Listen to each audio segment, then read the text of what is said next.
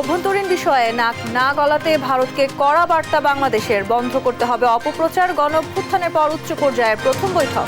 বাংলাদেশ অন্য দেশের অভ্যন্তরীণ বিষয়ে মন্তব্য করা থেকে বিরত থাকে এবং অন্যান্য দেশেরও একই ধরনের শ্রদ্ধাবোধ আমাদের প্রতি দেখানো উচিত। ভিসা সেন্টার দিল্লি থেকে ঢাকায় স্থানান্তরে ইউরোপীয় ইউনিয়নকে প্রধান উপদেষ্টার অনুরোধ। 19 কূটনীতিকের সঙ্গে বৈঠক। এবার ভারত সীমান্ত অভিমুখে বিএনপির 3 সংগঠনের লং মার্চ ঘোষণা। আগ্রাসনের প্রতিবাদে বুধবার যাবে আখাউড়া পর্যন্ত। ভারতীয় মিথ্যা তথ্য সন্ত্রাসের প্রতিবাদ, ভারতীয় আগ্রাসনের বিরুদ্ধে আমরা জনগণকে ঐক্যবদ্ধ করে আমরা ঢাকা থেকে আগরতলার অভিমুখে আখাউড়া পর্যন্ত আমরা লং মার্চের ঘোষণা দিচ্ছি। ভুয়া মামলাকারী ও তদন্ত কর্মকর্তাদের বিরুদ্ধে ব্যবস্থা নেওয়ার নির্দেশ স্বরাষ্ট্র উপদেষ্টার। সাদা পোশাকে কাউকে গ্রেপ্তার নয়। চলমান সংকটের মধ্যেই বোতলজাত ও খোলা সয়াবিনের লিটার প্রতি 8 টাকা বাড়ালো সরকার, আজ থেকেই কার্যকর। মাটির নিচে আসাদের ভয়ঙ্কর আয়নাঘর, চলত অমানবিক নির্যাতন। যুদ্ধ বিধ্বস্ত দেশ কতটা উজ্জীবিত হবে সে শঙ্কায় জনগণ। শুভেচ্ছা, আমন্ত্রণ 9টা সংবাদে। শুনছিলেন একেএস টিম টিভার সংবাদ শিরোনাম, সঙ্গে আছি আমি তাসনুভা তন্নি। ভারতকে অভ্যন্তরীণ বিষয়ে নাক না গলাতে কঠোর বার্তা দিয়েছে বাংলাদেশ। সেই সঙ্গে ভারতে বসে শেখ হাসিনার বক্তব্যে অসন্তোষ জানিয়েছে অন্তর্বর্তী সরকার। দুদেশের পররাষ্ট্র সচিব পর্যায়ের বৈঠকে নরেন্দ্র মোদী সরকারকে সুস্পষ্ট বার্তা দেওয়ার কথা জানান পররাষ্ট্র সচিব জসিমউদ্দিন। আর দুপক্ষের স্বার্থ সংশ্লিষ্ট বিষয়কে গুরুত্ব দিয়ে বাংলাদেশের সঙ্গে সম্পর্ক এগিয়ে নেওয়ার আশাবাদ জানান ভারতের পররাষ্ট্র সচিব বিক্রম মিশ্রি। জান্নাতুল মোহনার প্রতিবেদন। ভারত বাংলাদেশ সম্পর্কের টানাপোড়েনের মাঝেই সংক্ষিপ্ত সফরে ঢাকায় দেশটির পররাষ্ট্র সচিব বিক্রম মিশ্রি সোমবার সকাল 11টায় রাষ্ট্রীয় অতিথি ভবন পদ্মায় প্রথমে পররাষ্ট্র সচিব জসিমউদ্দিনের সঙ্গে একান্ত বৈঠক করেন তিনি। পরে ফরেন অফিস কনসালটেশন বা এফওসি বৈঠকে বসে বাংলাদেশ ভারত প্রতিনিধি দল। বেলা 3:45টার দিকে পররাষ্ট্র উপদেষ্টা তৌহিদ হোসেনের সঙ্গে বৈঠক করতে পররাষ্ট্র মন্ত্রণালয়ে আসেন মিশ্রি। বৈঠক শেষে জানান, দুপক্ষের স্বার্থ সংশ্লিষ্ট বিষয়কে গুরুত্ব দিয়ে বাংলাদেশের সঙ্গে জনগণ কেন্দ্রিক সম্পর্ক স্থাপন করতে চায় Bharat. And we continue to see in the future this relationship as a people-centric and people-oriented relationship, one that has the benefit of all the people as its central motivational force. যদিও সাম্প্রতিক ইস্যু সংখ্যালঘুদের নিরাপত্তা ও কূটনীতিক মিশনে হামলা নিয়ে উদ্বেগ জানান Misri. We also discussed some regrettable incidents of attacks on cultural, religious and diplomatic properties. We expect overall a constructive approach on all these issues by the Bangladesh authorities, and we look forward to moving the relationship forward in a positive, forward-looking and constructive direction. ধর্মীয় ও সংখ্যালঘু ইস্যুতে বিভ্রান্তি ও অপপ্রচারের সুযোগ নেই বলে ভারতকে সাফ জানিয়ে দেন পররাষ্ট্র সচিব। বাংলাদেশের পরিস্থিতি সরেজমিনে দেখতে বিদেশি সাংবাদিকদের প্রতি আহ্বানও জানান তিনি। বাংলাদেশের জুলাই আগস্ট বিপ্লব এবং বিপ্লব পরবর্তী সংখ্যালঘুদের প্রতি কথিত বৈরী আচরণ নিয়ে ভারতীয় গণমাধ্যমে অপপ্রচার, মিথ্যা তথ্য এবং বিভ্রান্তিকর বয়ান রয়েছে। সে বিষয়ে আমরা ভারত সরকারের প্রতি দৃষ্টি আকর্ষণ করে এ বিষয়ে যথাযথ পদক্ষেপের অনুরোধ জানিয়েছি। সেই সাথে আমরা জোর দিয়ে বলেছি যে বাংলাদেশে বসবাসরত সব ধর্ম নির্বিশেষে স্বাধীনভাবে সব মানুষ ধর্মচর্চা করে আসছে এবং এ বিষয়ে কোনো ধরনের বিভ্রান্তি এবং অপপ্রচারের সুযোগ নেই। বৈঠকে বাংলাদেশের অভ্যন্তরীণ বিষয়ে নাক না গলাতে ভারতকে বার্তা দেওয়া হয়েছে বলেও জানান পররাষ্ট্র সচিব। ভারতের পররাষ্ট্র সচিবকেও স্মরণ করিয়ে দিয়েছি যে বাংলাদেশ অন্য দেশের অভ্যন্তরীণ বিষয়ে মন্তব্য করা থেকে বিরত থাকে এবং অন্যান্য দেশেরও একই ধরনের শ্রদ্ধাবোধ আমাদের প্রতি দেখানো উচিত। ভারতে বসে শেখ হাসিনার বক্তব্য পছন্দ করছে না অন্তর্বর্তী সরকার। এই বিষয়ে ভারত সরকারের দৃষ্টি আকর্ষণ করা হয়েছে বলে জানিয়েছেনও তিনি। প্রধানমন্ত্রী তিনি ভারতে অবস্থান করে যে সমস্ত বক্তব্য রাখছেন সেই বক্তব্যের প্রতি আমরা তাদের দৃষ্টি আকর্ষণ করেছি। আপনারা গতকালে শুনেছেন তিনি একটি বক্তব্য দিয়েছেন এবং সেই বক্তব্যটি সরকার পছন্দ করছেন না এবং তারা যে কথাটা বলেছেন যে her presence does not have any bearing on our relations এবং তারা এই বাস্তবতা সত্ত্বেও they would like to engage with the government of the day. এছাড়া সীমান্ত হত্যা বন্ধ ও বন্যা ব্যবস্থাপনায় ভারতের প্রতি আহ্বান জানান পররাষ্ট্র সচিব। এই বৈঠকের পর ভারত বাংলাদেশ সম্পর্কের ঘাটতি নিরসনের পাশাপাশি নতুন দ্বার উন্মোচন হবে বলে আশা করছেন এই দুই কূটনীতিক। জান্নাতুল মোহনা, দেশ টিভি, ঢাকা। ইউরোপীয় ইউনিয়নভুক্ত দেশের ভিসা সেন্টার দিল্লি থেকে সরিয়ে ঢাকা কিংবা প্রতিবেশী অন্য কোনো দেশে স্থানান্তরের অনুরোধ জানিয়েছেন প্রধান উপদেষ্টা ডক্টর মোহাম্মদ ইউনূস। সোমবার দুপুরে মাইকেল মিলারের নেতৃত্বে 19 সদস্যের ইইউ প্রতিনিধি দলের সঙ্গে বৈঠক করেন তিনি। এ সময় ইউরোপীয় ইউনিয়নের কাছে রাজনৈতিক সমর্থন ও অর্থনৈতিক সহায়তা চান প্রধান উপদেষ্টা। নাফিয়া ফারজানার প্রতিবেদন। সোমবার দুপুরে রাজধানীর তেজগাঁওয়ে প্রধান উপদেষ্টার কার্যালয়ে ইউরোপীয় ইউনিয়নের কূটনীতিকদের সঙ্গে বৈঠক করেন প্রধান উপদেষ্টা অধ্যাপক ডক্টর মোহাম্মদ ইউনূস। 19 সদস্যের ইইউ প্রতিনিধি দলের নেতৃত্বে ছিলেন বাংলাদেশে নিযুক্ত ইউরোপীয় ইউনিয়নের head of delegation Michael Miller. বৈঠকে অংশ নেন পররাষ্ট্র উপদেষ্টা তৌহিদ হোসেনও। প্রায় 2.5 ঘন্টার বৈঠকে নিজেদের মতামত তুলে ধরে প্রতিনিধি দল। শ্রম অধিকার, বাণিজ্য সুবিধা, জলবায়ু পরিবর্তন, মানবাধিকার, international crime tribunal act, Rohingya প্রত্যাবাসন ও টেকসই ভবিষ্যৎ নির্মাণে উভয় পক্ষের অঙ্গীকার ও করণীয় নিয়ে আলোচনা হয়। এ সময় বাংলাদেশিদের জন্য ইউরোপীয় ইউনিয়নের ভিসা সেন্টার দিল্লি থেকে সরিয়ে ঢাকায় অথবা প্রতিবেশী অন্য কোনো দেশে স্থানান্তরের অনুরোধ জানান প্রধান উপদেষ্টা। এছাড়া ইউরোপীয় ইউনিয়নের কাছে রাজনৈতিক ও নৈতিক সমর্থন এবং অর্থনৈতিক সহায়তাও চান তিনি। It shows the support to Bangladesh, political support as well as economic support, moral support, and other supports. So this is something very rejuvenating for us, emerging out of a terrible situation that we had only hardly 4 months back. Economic part is still we have to work together, and that's why we need your help, tremendous help on the technology side, particularly on the corruption fighting. এ সময় সংস্কার প্রক্রিয়ায় প্রধান উপদেষ্টাকে পূর্ণ সমর্থন জানায় EU প্রতিনিধিরা। পরামর্শ ও সুপারিশের পাশাপাশি নতুন বাংলাদেশ গড়তে পাশে থাকার প্রতিশ্রুতিও দেন কূটনীতিকরা। নাফিয়া ফারজানা, দেশ টিভি, ঢাকা। সম্পর্ক জোরদারে ভারতের সঙ্গে একযোগে কাজ করবে বাংলাদেশ। সম্পর্ক উন্নয়নে আগ্রহী ভারতও জানালেন পরিবেশ উপদেষ্টা সৈয়দা রিজওয়ানা হাসান। সোমবার সন্ধ্যায় প্রধান উপদেষ্টার সঙ্গে ভারতের পররাষ্ট্র সচিব বিক্রম মিশ্রির বৈঠক শেষে ব্রিফিংয়ে তিনি এই কথা বলেন। জানান, বৈঠকে পারস্পরিক স্বার্থ, রোহিঙ্গা সংকট, শ্রমিক অধিকার এবং অবাধ সুষ্ঠু নির্বাচন নিয়ে আলোচনা হয়েছে। এ সময় ভারতের গণমাধ্যম ও সামাজিক যোগাযোগ মাধ্যমে প্রোপাগান্ডা এবং উস্কানিমূলক বক্তব্য নিয়েও উদ্বেগ জানান প্রধান উপদেষ্টা। এছাড়া ভিসা বাড়ানোর বিষয়েও মনোযোগ দেওয়ার প্রতিশ্রুতি দিয়েছে ভারত।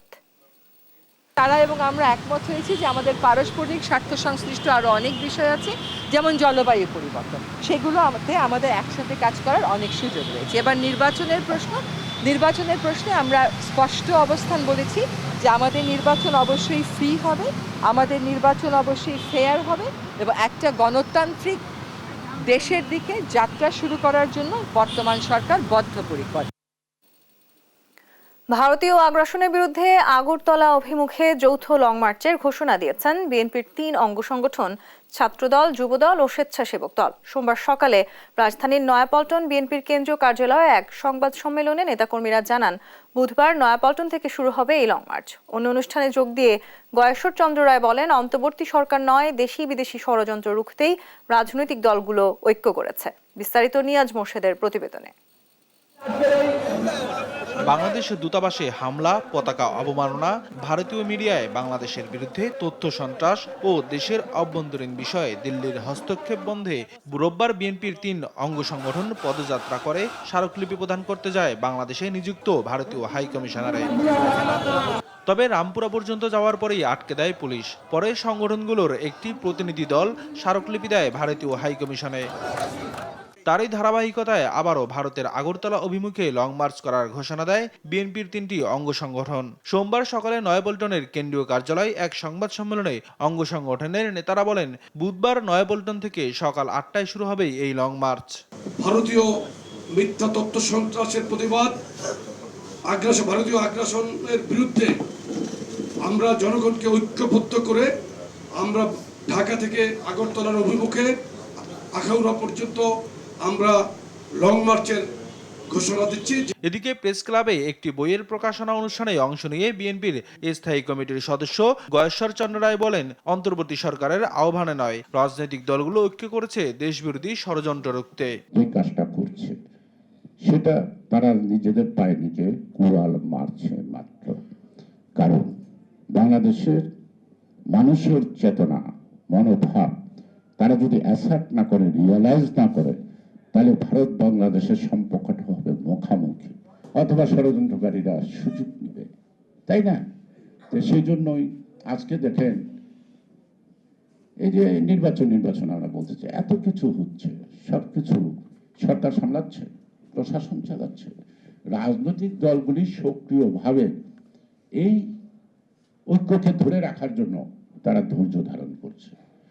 এটার অর্থ যদি বলা হয় যে it is the credit of interim government, তাহলে আমি বলবো বোকার স্বর্গে বাস করতেছে, বোকার স্বর্গে বাস করতেছে। এ সময় উভয় দেশের স্বার্থে ভারতের সাথে কূটনৈতিক সম্পর্ক উন্নয়নে মনোযোগী হতে অন্তর্বর্তী সরকারের প্রতি আহ্বান জানান তিনি। নিয়াজ মুর্শিদ, দেশ টিভি, ঢাকা। ভোটার তালিকা হালনাগাদ, প্রয়োজনীয় নির্বাচনী এলাকার সীমানা পুনর্নির্ধারণ, এনআইডি সার্ভারের নিয়ন্ত্রণ, স্বরাষ্ট্র মন্ত্রণালয় থেকে নির্বাচন কমিশনের অধীনে নিয়ে আসা এবং নির্বাচনে প্রার্থীদের আচরণ বিধিমালা সহ 17টি সংস্কার প্রস্তাব দিয়েছে বিএনপি। আর সংবাদ সম্মেলনে বিএনপির স্থায়ী কমিটির সদস্য সালাউদ্দিন আহমেদ বলেন, সুষ্ঠু ভোট আয়োজনে 3 থেকে 4 মাসের বেশি সময় প্রয়োজন নেই। শিলি রায়ের রিপোর্ট, জানাচ্ছেন নিয়াজ মোর্শেদ।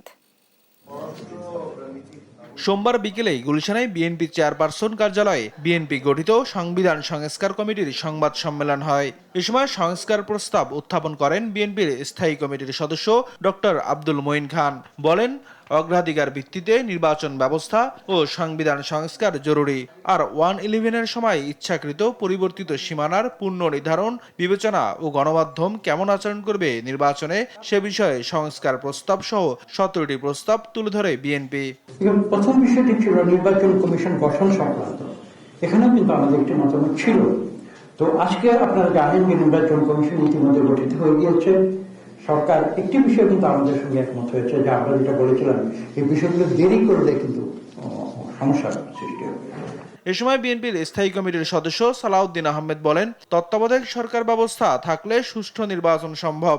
সেই সঙ্গে জরুরি সংস্কার শেষে 3 থেকে 4 মাসের মধ্যেই সুষ্ঠু নির্বাচন দেওয়া সম্ভব বলেও উল্লেখ করেন তিনি। গভর্নমেন্ট ইন প্লেস আছে বা হবে, এটাই ছিল সবচেয়ে বড় বাধা ফেয়ার ইলেকশন না হওয়ার। নির্বাচনী অফিস, নির্বাচনী কর্মকর্তা এবং নির্বাচনের সময় পোলিং এর নিয়োগ ইত্যাদির জন্য যে সময় লাগে, ডিলিমিটেশনের জন্য কিছুটা সময় লাগে, শুনানি করতে হয়, সীমানা নির্ধারণ, তারপরের যে কাজগুলো, এগুলো সবগুলো গুছাতে প্র্যাকটিক্যালি 2 থেকে 3 মাসের বেশি সময় লাগার কথা নয়। অতীতে রাতের ভোটে সহায়তাকারী কর্মকর্তা কর্মচারীদের চিহ্নিত করে তদন্তপূর্বক তাদের বিরুদ্ধে ব্যবস্থা নেওয়ার দাবি জানিয়েছেন বিএনপির স্থায়ী কমিটির আরেক সদস্য নজরুল ইসলাম খান। যাদের মাধ্যমে অপকর্ম করা হয়েছে তাদের ব্যাপারে আমরা তদন্ত করে তাদের ব্যাপারে ব্যবস্থা নেওয়ার কথা বলেছি, এবং ওই ধরনের লোকরা যাতে আর নির্বাচনী প্রক্রিয়া না থাকে সেটা আমরা প্রস্তাব করেছি। নিয়াজ মোর্শেদ, দেশ টিভি, ঢাকা। যারা ভুয়া মামলা করবে তাদের বিরুদ্ধে ব্যবস্থা নিতে আইজিপিকে নির্দেশ দিয়েছেন স্বরাষ্ট্র উপদেষ্টা জাহাঙ্গীর আলম চৌধুরী। সোমবার খুলনার শিল্পকলা একাডেমিতে জেলার পুলিশ, ফায়ার সার্ভিস সহ অন্যান্য সরকারি কর্মকর্তাদের সঙ্গে মতবিনিময় সভায় এই নির্দেশনা দেন তিনি। এ সময় নিজের হাতে আইন তুলে না নিয়ে অপরাধীদের পুলিশে সোপর্দ করার আহ্বান জানান স্বরাষ্ট্র উপদেষ্টা। বলেন, আইন শৃঙ্খলা বাহিনীর কোনো রাজনৈতিক দলকে বাড়তি সুবিধা দেওয়ার সুযোগ নেই। তিনি আরও বলেন, থানা থেকে লুট হওয়া অনেক অস্ত্র এখনও উদ্ধার হয়নি। সেসব অস্ত্র উদ্ধার হলে পরিস্থিতি স্বাভাবিক হবে বলেও মনে করেন উপদেষ্টা। সিভিল ড্রেসে কাউকে অ্যারেস্ট করা চলবে না। ডিবি হোক, যে হোক, তার জ্যাকেট পরতে হবে, তার আইডেন্টি শো করতে হবে। যদি তার ড্রেস না থাকে, সে সিভিল ড্রেস আছে, সে প্রথম তার আইডেন্টিটা শো করবে যে এই আমার আইডি কার্ড। সিভিল ড্রেসে কাউকে অ্যারেস্ট করা চলবে না। আর কোনো নিরপরাধ যেন শাস্তি না পায়, এই দিকে আপনার খেয়াল রাখতে হবে। 10টা নাম, এই 200-100 বেনামি, এই যে এইটা করে, এই যে মানে যারা দোষী না তাকে আপনারা নাম দিয়ে আমাদের কিন্তু ইনভেস্টিগেশন করতেও ডিফিকাল্ট করতেছেন, এবং অ্যাকচুয়াল কালপিটও কিন্তু বের হয়ে যাবে। এই জন্য আমরা আইজি মহোদয়কে আমরা ইনস্ট্রাকশন দিছি যারা ভুয়া মামলা করবে তাদের এগেইনস্টে অ্যাকশন নেওয়ার জন্য। শেখ হাসিনার সময় দুর্নীতি দমন কমিশন ও বিচার বিভাগ দাসে পরিণত হয়েছিল বলে অভিযোগ করেছেন আইন উপদেষ্টা আসিফ নজরুল। বলেন, শেখ হাসিনার পুরো পরিবার দুর্নীতি করলেও তাদের বিরুদ্ধে ব্যবস্থা নেয়নি সংস্থাটি। একই সুরে টিআইবির নির্বাহী পরিচালক ডক্টর ইফতেখারুজ্জামান বলেন, দুদকের অনিয়ম অনাচার দুর্নীতি দেখে বিব্রত। এ সময় প্রতিষ্ঠান ঢেলে সাজাতে সাঁড়াশি অভিযানের বিকল্প নেই বলেও মন্তব্য করেন তিনি। ফজলে আদিত্যের প্রতিবেদন। আন্তর্জাতিক দুর্নীতি বিরোধী দিবস উপলক্ষে রাজধানীর কাকরাইলে এক আলোচনা সভার আয়োজন করে দুর্নীতি দমন কমিশন। অনুষ্ঠানে প্রধান অতিথির বক্তব্যে দুর্নীতি দমন কমিশনের কঠোর সমালোচনা করেন ডক্টর আসিফ নজরুল। বলেন, শেখ হাসিনা সরকার বিচার বিভাগ ও দুর্নীতি দমন কমিশনকে দাসে পরিণত করেছিল। দুদক তার দাসে পরিণত হয়েছিল, বিচার বিভাগ তার দাসে পরিণত হয়েছিল।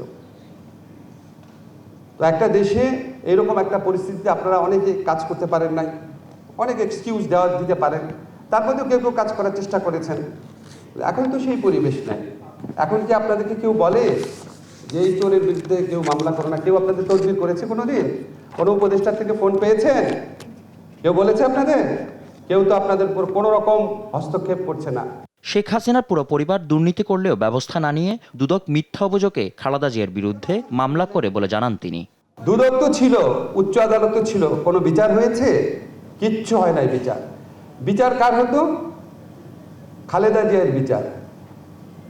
3 কোটি টাকা একটা জায়গায় রেখেছে প্রক্রিয়াগত ভুলের জন্য। একটা টাকা সেখান থেকে কেউ আত্মসাৎ করে নাই। আত্মসাৎ মানে ভোগ করা করেছিল। 3 কোটি টাকা ব্যাংকে থেকে 6 কোটি টাকা হয়েছে, ওই টাকা কেউ টাচ করে নাই। সেই জন্য 3 বারের সাবেক প্রধানমন্ত্রীকে 10 বছরের জেল দিয়ে দিয়েছে এই দেশের দুদক বিচার বিভাগ মিলে। দুর্নীতি দমন সংস্কার কমিশনের প্রধান ও টিআইবির নির্বাহী পরিচালক ডক্টর ইফতেখারুজ্জামান বলেন, বিগত সরকার দুর্নীতিকে প্রাতিষ্ঠানিক রূপ দিয়েছিল, তাদের হাতিয়ার ছিল দুদক। আমরা গবেষণা করে বিভিন্ন সংবাদ মাধ্যমে যা এতদিন দেখে এসেছি, আজকে কমিশনের দায়িত্ব পালন করতে গিয়ে, সংস্কার কমিশনের দায়িত্ব পালন করতে গিয়ে যেই ধরনের তথ্য পাচ্ছি সেটি অত্যন্ত বিব্রতকর। যা এতদিন জেনেছি তার চেয়ে হাজার গুণে বেশি। অনিয়ম, অনাচার, বৈষম্য, দুর্নীতি দমন কমিশনের স্বাভাবিক চিত্র। আমি আপনাদের সবার সামনে বলছি, আমি বিব্রত হয়ে বলছি, বুকে হাত দিয়ে বলছি, আমি বিব্রত হয়ে বলছি।